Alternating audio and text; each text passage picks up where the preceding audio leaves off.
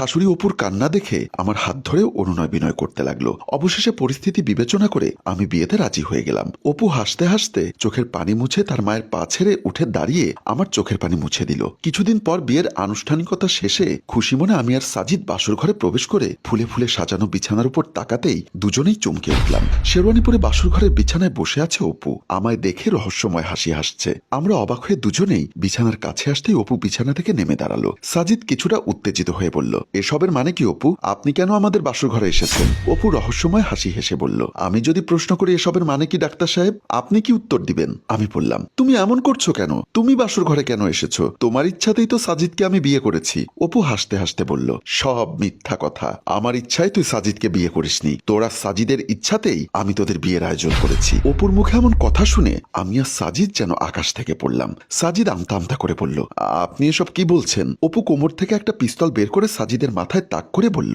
তুই কি সব ভুলে গেছিস? একটু মনে করে দেখ ডাক্তার সাহেব সেদিনের কথা।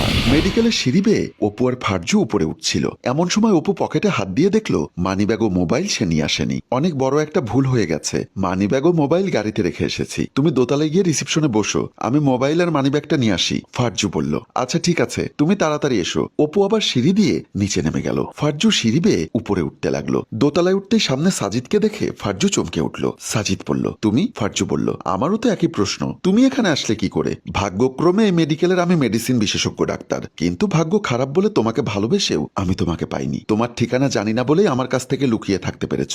মিথ্যা কথা, তুমি বিদেশে পড়াশোনার নামে আমার সাথে সমস্ত যোগাযোগ বন্ধ করে দিয়েছ। ফাইজু, এটা সত্য নয়, আমি তোমার সাথে যোগাযোগ বন্ধ করিনি। আমি উচ্চ ডিগ্রি লাভের আশায় বিদেশে গিয়েছিলাম, কিন্তু সেখানে গিয়ে আমি সমস্যায় পড়ি। তোমার সাথে অনেক যোগাযোগ করার চেষ্টা করেছি, কিন্তু যোগাযোগ করতে পারিনি। আর যখন তোমাকে পেয়েছি তখন তোমাকে আমি আর ছাড়বো না। বলেই ফারজুর হাত ধরল। ফারজু হাত ছাড়িয়ে নিয়ে বলল, সাজিদ, আমি বিবাহিত, তাই কোনো প্রকার উল্টাপাল্টা করো না। ফাইজু, তুমি যদি আমার কথা না শুনে উল্টাপাল্টা করো তাহলে আমার আঙ্গুলটা বাঁকা করতে হবে। ভালোই ভালোই আমার পেছন পেছন আমার চেম্বারে এসো। বলেই মেডিকেলের ভেতরে প্রবেশ করলো। ফাইজুও বাধ্য হয়ে মেডিকেলের ভেতরে প্রবেশ করলো। চেম্বারে ঢুকে সাজিদ তার চেয়ারের কাছে আসতেই ফাইজুকে জড়িয়ে ধরে কাঁদো কাঁদো গলায় বলল, আমি তোমাকে এখনো ভালোবাসি, তাই আমি তোমাকে যে কোনো কিছুর বিনিময়ে চাই। তাই তোমার স্বামীকে তোমার আর আমার গোপন ভিডিও যাতে না দেখানো লাগে সেজন্য আমি যা যা বলবো তুমি তাই তাই করবে। ফাইজু নিজেকে ছাড়িয়ে নিয়ে বলল, সাজিদ, এটা অন্যায়।